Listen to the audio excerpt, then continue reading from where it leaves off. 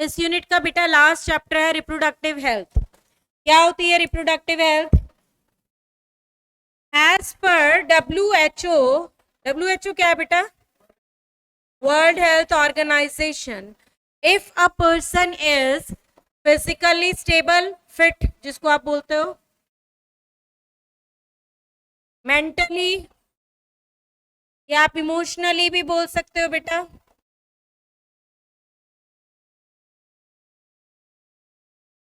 Behaviourally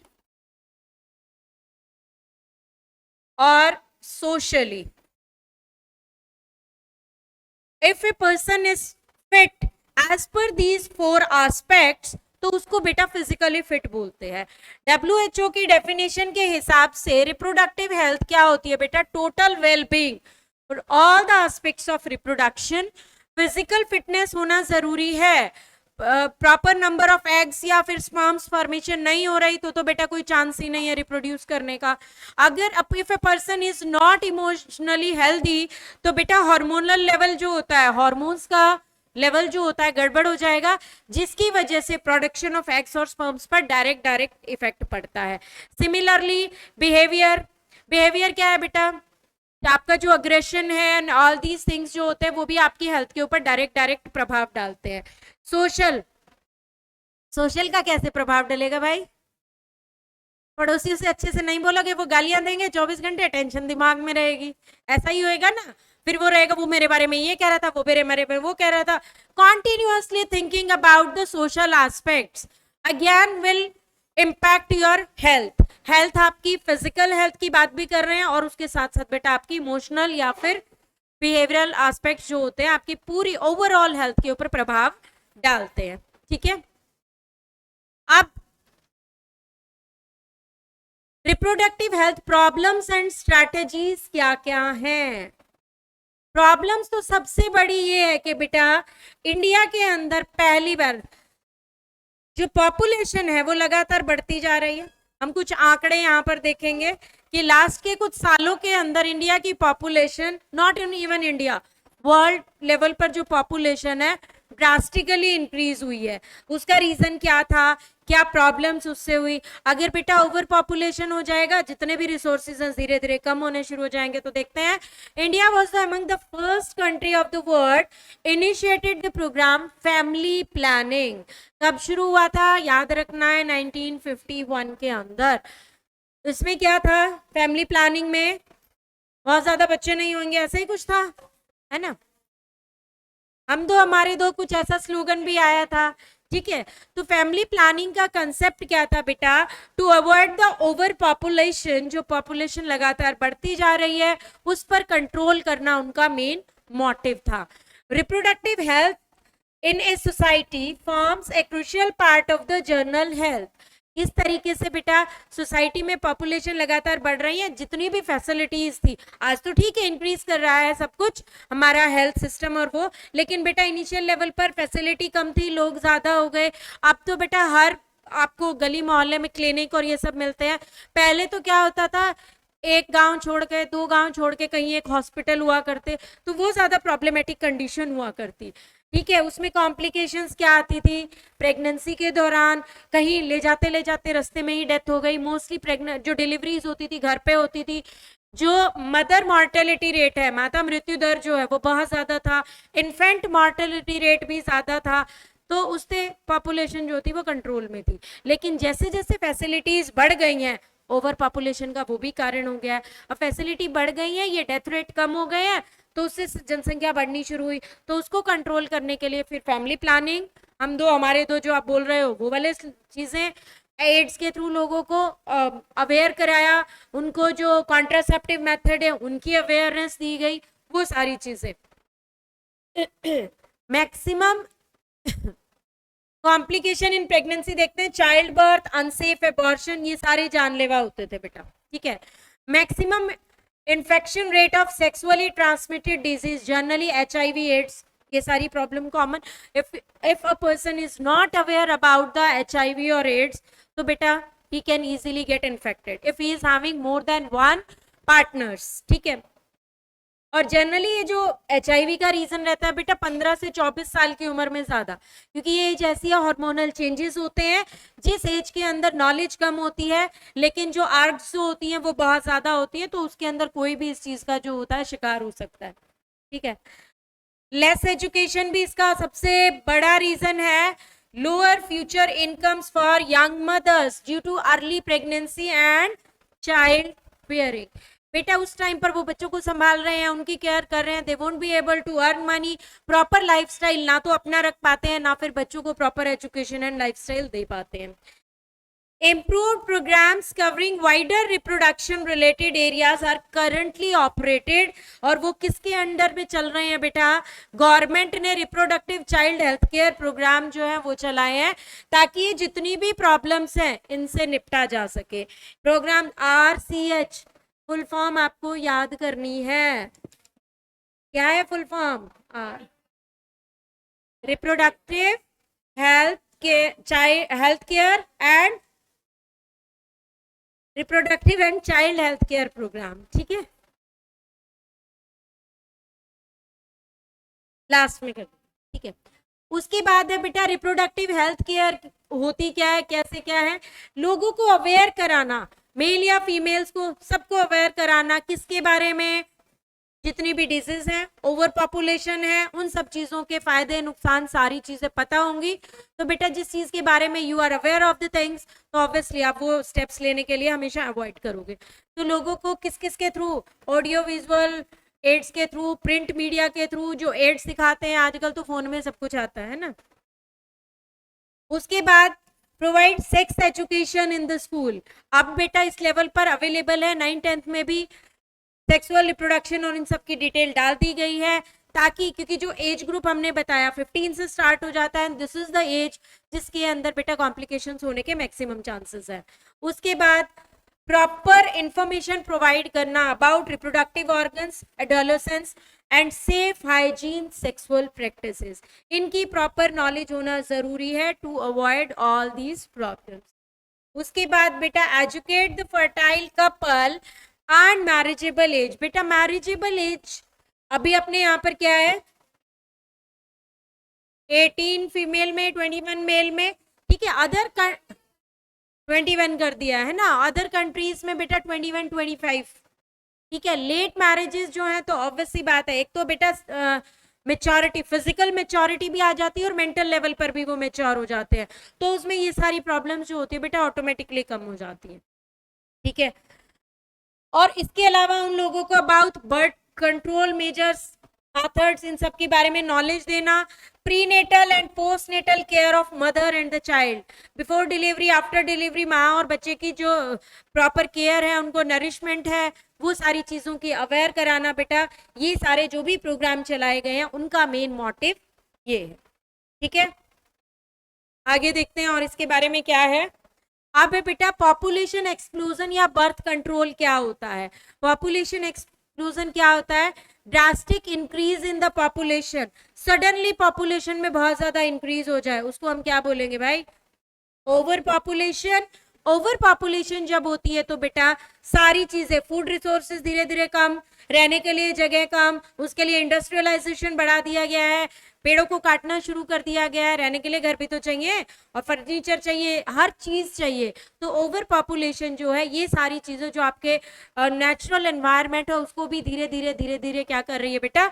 destroy करे जा रही है, और वो चीजें जो है आपकी आने वाली लाइफ के लिए प्रॉब्लम क्रिएट करेंगे।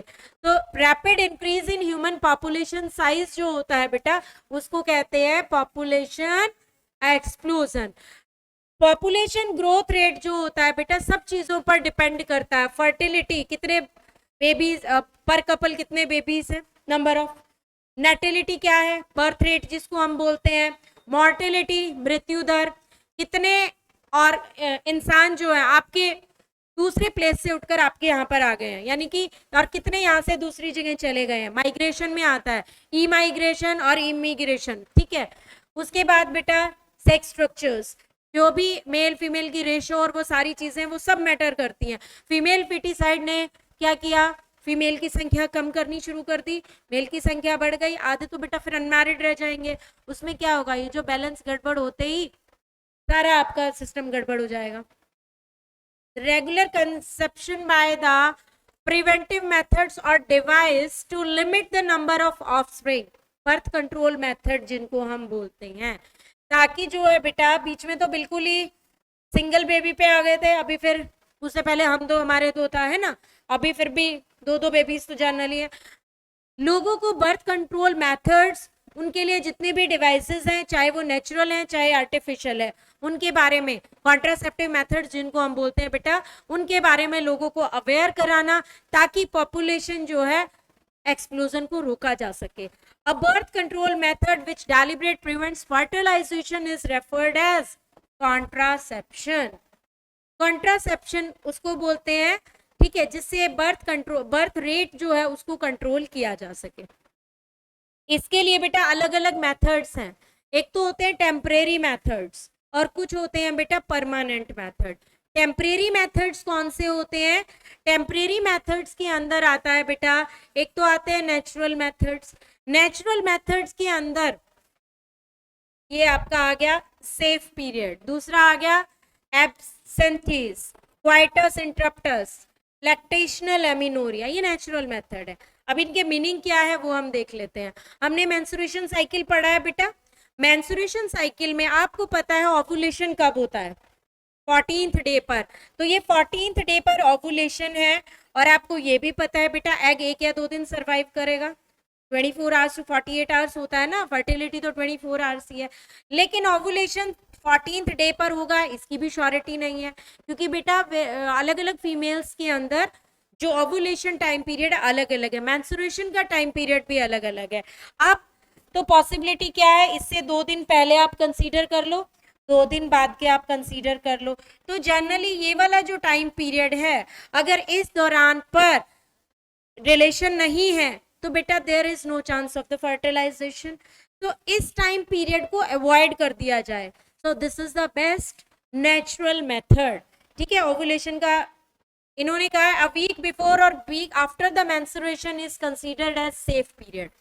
इससे पहले का हफ्ता मेंस्ट्रुएशन जैसे ही खत्म हुआ है या इसके बाद का वीक, दोनों सेफ है, सिर्फ एक ये वाला ही वीक तो गड़बड़ है।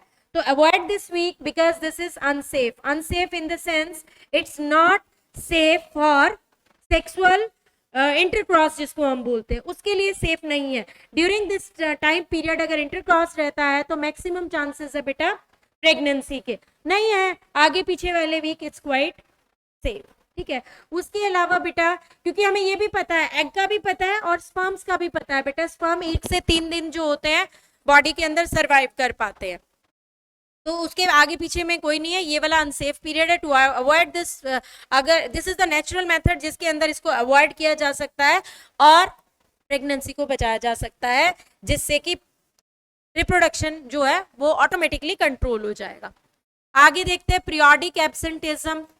पीरियोडिक एब्सेंटिज्म किस केस के अंदर होती है बेटा? अगर देखो मेंस्ट्रुएशन साइकिल, वही जो अभी हमने बताया, मेंस्ट्रुएशन साइकिल के अंदर से 10 to 70 days of menstruation cycle जब ओव्यूलेशन होता है तो बेटा ये फर्टाइल पीरियड होता है, अभी जो हमने आपको कैलकुलेट करके बताया। उन्होंने और 1-2 दिन आगे पीछे ऐड कर लिया है to be on the safer side, एक आधा दिन और आगे पीछे का कर ले। अगर सपोज साइकिल जो है वो 35 डेज की है तो फिर हो सकता है थोड़ा सा लेट ओव्यूलेशन हो, इसीलिए। उसके बाद एक होता है विड्रॉयल और क्वाइटस इंटरप्टस, ये सबसे ओल्डेस्ट मेथड है। इसमें क्या होता है बेटा, ड्यूरिंग द इंटरक्रॉस जो आपके स्पर्म्स हैं उनको वेजाइना में रिलीज ही नहीं किया जाता, ठीक है, उनको बॉडी से बाहर इजैकुलेट किया जाता है, जिसकी वजह से बेटा there is no chance of fertilisation. लेकिन फिर भी इस मेथड में थोड़ा सा रिस्क रहता है, माइट बी द पॉसिबिलिटी कुछ स्पर्म्स जो है वो बॉडी के अंदर रिलीज हो जाए, ठीक है। लैक्टेशनल एमिनोरिया, एमिनोरिया होता है absence of menstruation, absence of menstruation during the lactation period. Lactation कौन सा बेटा? आफ्टर द डिलीवरी, जब बेबी फीड ले रहा है मदर से, उस दौरान फ्यू मंथ्स तक क्या रहता है बेटा? मेंस्ट्रुएशन नहीं होता है। मेंस्ट्रुएशन नहीं तो दैट मींस ओव्यूलेशन नहीं हो रहा, ओव्यूलेशन नहीं तो that means there is no chance of fertilisation. तो during that lactation time period जब मेंस्ट्रुएशन एब्सेंस होता है, इट्स कॉल्ड लैक्टेशनल एमिनोरिया, ठीक है। उसके बाद आते हैं बेटा कुछ केमिकल मेथड्स भी इसमें इस्तेमाल किए जाते हैं। केमिकल मेथड के अंदर होता है बेटा कुछ फॉर्म्स, जेलीज, पेस्ट और कुछ क्रीम्स जो होती हैं बेटा, इनका इस्तेमाल किया जाता है। ये इनके इस्तेमाल से क्या होता है, जो स्पर्म होते हैं वो किल हो जाते हैं। स्पर्मिसाइड्स, जेलीज आती हैं फीमेल के अंदर, अगर इनका इस्तेमाल किया जाए तो क्या होगा बेटा, स्पर्म जब उस एरिया से क्रॉस करेंगे तो स्पर्म्स जो होते हैं बेटा ऑटोमेटिकली डीजनरेट हो जाएंगे, स्पर्म्स जो होते हैं वो किल हो जाएंगे।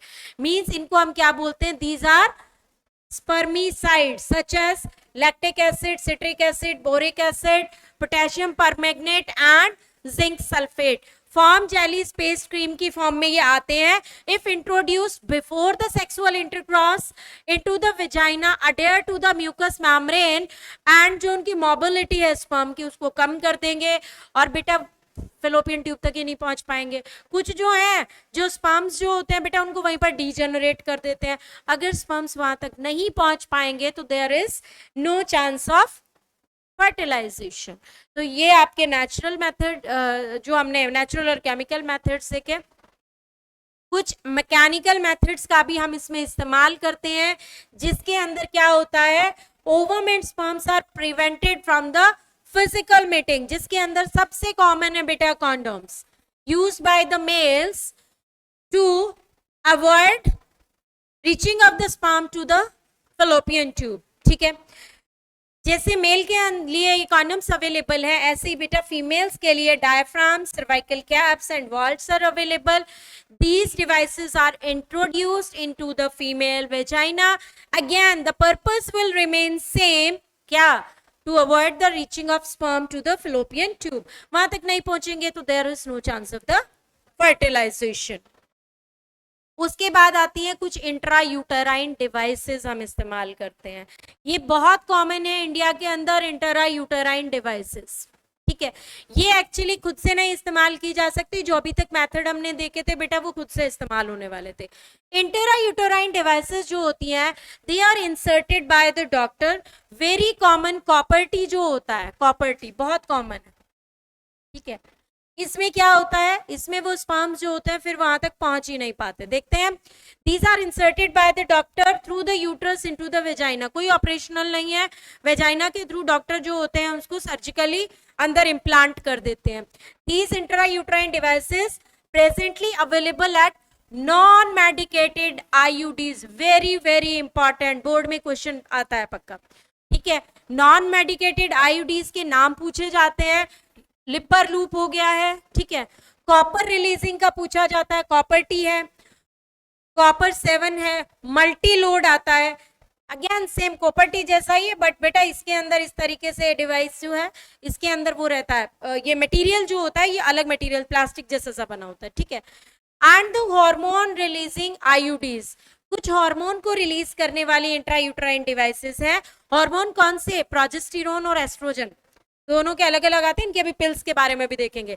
यहाँ प्रोजेस्टेरोन है LNG-20 सबसे इंपॉर्टेंट है जो कि हार्मोन रिलीजिंग है। तो आपको नाम क्या क्या याद करने हैं, कौन से कॉपर रिलीजिंग है, कौन से हार्मोन रिलीजेस हैं और कौन से नॉन मेडिकेटेड इंट्रायूटेराइन डिवाइसेस हैं, उनके नाम हमें यहाँ पर याद करने हैं। आईयूडी करती क्या है, ये एक्चुअली स्पर्म्स की फैगोसाइटोसिस क्या होता है बेटा, एंगल्फ कर जाना उसको और वहीं पर डिस्ट्रॉय कर जाना। तो फैगोसाइटोसिस ऑफ स्पर्म करती हैं with in the uterus and the copper ion released by copper T suppress कर देते हैं बेटा स्पर्म की मोर्टेलिटी को। स्पर्म की मोर्टेलिटी कम हो जाती है, वो वहां तक पहुंच ही नहीं पाएगा, फर्टिलाइजेशन की कैपेसिटी हो गई 0। हार्मोन रिलीजिंग आईयूडीज क्या काम करेंगी, हार्मोन रिलीजिंग क्या करेंगी भाई, प्रोजेस्टेरोन किस लिए चाहिए, इम्प्लांटेशन के लिए चाहिए, इनर लाइनिंग ऑफ यूट्रस को थिकनेस प्रोवाइड करता है। एक हमने प्रोजेस्टेरोन का लेवल कम करने वाली टैबलेट ले ली, मतलब या कुछ इंट्रायूट्राइन डिवाइस। अब बेटा वो लेवल में जो आपकी एंडोमीट्रियम है वही नहीं प्रॉपर बन पाएगी तो इम्प्लांटेशन कहाँ होगी, इम्प्लांटेशन नहीं होगी तो ऑटोमेटिकली अबॉर्शन हो जाएगा। IUDs are ideal contraceptive for the female who want to delay pregnancy and who want to maintain some gap between two babies, means space between the children, ठीक है। It is one of the most wider accepted method of the contraceptive in India. Mostly ये सारी चीजें जो है बेटा India में IUDs तो मोस्ट कॉमन जो है वो यूज हो रही है। ये आपके क्या थे, कॉन्ट्रासेप्टिव डिवाइसेस। एक तरफ इसमें आपकी कुछ पिल्स और है, कुछ ओरल डिवाइसेस जो पिल्स लेते हैं, हार्मोनल पिल्स जो होती हैं, वो भी क्या करती हैं बेटा, वही ये प्रोजेस्टेरोन का लेवल, एस्ट्रोजन का लेवल, उनका लेवल जो होता है इम्बैलेंस होगा, जिसकी वजह से बेटा प्रॉपर फंक्शनिंग नहीं हो पाएगी, प्रॉपर इम्प्लांटेशन नहीं हो पाएगी। फिजियोलॉजिकल ओरल डिवाइसेस, या आप इनको हार्मोनल पिल्स भी बोल सकते हो, या बर्थ कंट्रोल पिल भी आप इनको बोल सकते हो। Oral administration of small dose of either progesterone और प्रोजेस्टेरोन एस्ट्रोजन कॉम्बिनेशन। अलग से प्रोजेस्टेरोन की टैबलेट्स पिल्स भी हैं, और बेटा प्रोजेस्टेरोन एस्ट्रोजन की कॉम्बिनेशन की टैबलेट्स भी अवेलेबल है, ठीक है। Another contraceptive method use by the female, these are used in the form of tablets. और फिर क्या करेंगी बेटा, इनको जनरली पिल्स बोलते हैं, हार्मोन का लेवल गड़बड़ करेंगे, इम्प्लांटेशन नहीं होने देंगी। प्रोजेस्टेरोन का तो मेन काम होता है। बर्थ कंट्रोल पिल्स जो होती हैं बेटा, जो क्या करती हैं, ओवुलेशन नहीं होने देती हैं। ओवुलेशन नहीं होएगा तो भाई फर्टिलाइजेशन के चांस ही खत्म हो जाएंगे, ठीक है। एक सहेली नाम की पिल आती है बेटा, सहेली क्या है, ओरल कॉन्ट्रासेप्टिव है, ये नॉन स्टेरॉयड है, ठीक है। इसका नाम बहुत कॉमन है, याद करना है, वेरी वेरी कॉमन, इंडिया के अंदर डेवलप की गई, इसीलिए भाई जल्दी इसको नोट डाउन कर लें। Central drug research institute CDRI Lucknow, पूछा जाता है कौन सी पिल जो थी वो बनी थी, आज सहेली जो है उसको बनाने वाली जो रिसर्च इंस्टीट्यूट है वो कहां पर है, तो ये नाम आपको याद करना है, इट्स इन लखनऊ इंडिया, ठीक है। एक पिल बेटा मालाडी आती है, ये वाली पिल जो है ये डेली लेनी पड़ती है, इसके अंदर, एंड द पिल्स जो भी सहेली वाली पिल है बेटा ये वीकली है, ये आपकी वीकली थी, लेकिन मालाडी जो है वो डेली पिल। अब उसमें प्रॉब्लम होती है ना भाई, डेली कोई लेना भूल गया तो भी गड़बड़ हो सकती है। सो उन चीजों को अवॉइड करने के लिए फिर वो जो अभी हमने देखे थे ना कॉपर टी, आईयूडीज वगैरह, उनका इस्तेमाल बेटर समझा जाता है, ठीक है। प्रोजेस्टेरोन अलोन और in the combination with oestrogen can also be use. और बेटा इसके अभी कुछ इंजेक्शंस भी लग रहे हैं जो कि क्या करते हैं, उनको इम्प्लांट अंडर द स्किन। कहने का मतलब यह है बॉडी के अंदर वो प्रेजेंट है, तो बेटा वो 6 मंथ्स, 8 मंथ्स, 12 मंथ्स, इस तरीके से इतने महीने तक वो उस हार्मोनल लेवल को इम्बैलेंस करके रखेगा बॉडी के अंदर, जिसकी वजह से इम्प्लांटेशन नहीं हो पाएगी, so there is no chance of the pregnancy. तो ये सारे बेटा अभी हमने क्या देखे हैं, natural methods to avoid pregnancy, जिसको हमने बोला है कॉन्ट्रासेप्टिव मेथड्स। नहीं बेटा ये हार्मफुल नहीं है, ये अवॉइड कराते हैं प्रेगनेंसी को। नेक्स्ट जो आपके परमानेंट मेथड है बेटा वो नेक्स्ट लेक्चर में करेंगे, ठीक है, ओके।